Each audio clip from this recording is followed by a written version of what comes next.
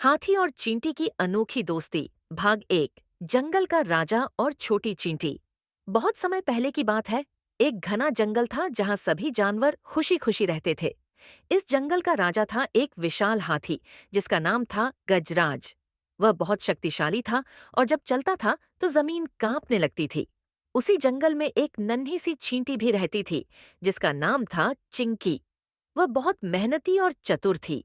वह अपने समूह के साथ मिलकर भोजन इकट्ठा करती और चींटी पहाड़ियों में सुरक्षित रखती थी।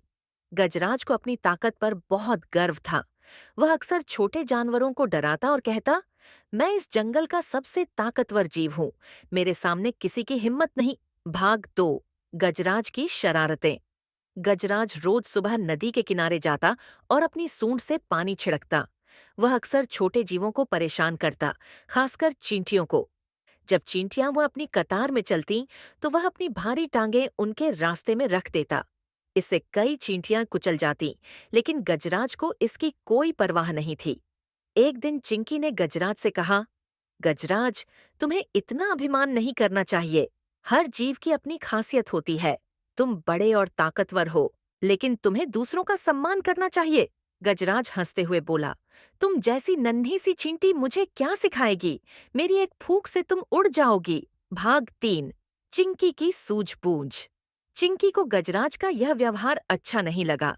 उसने सोचा, इस घमंडी हाथी को सबक सिखाने का समय आ गया है। अगले दिन जब गजराज नदी के पास सो रहा था, चिंकी धीरे से उसके कान में घुस गई। वहां जाकर उसने अपनी नुकीली टांगों से उसे काटना शुरू कर दिया। गजराज दर्द से तड़प उठा। अरे, ये क्या हो रहा है? उसने अपनी सूंड से अपने कान को खुजलाने की कोशिश की, लेकिन चिंकी बहुत अंदर तक चली गई थी। गजराज जंगल में इधर उधर भागने लगा। वह बड़े बड़े पेड़ों से टकरा रहा था और जोर जोर से चिंघाड़ रहा था। भाग 4। गजराज की सीख।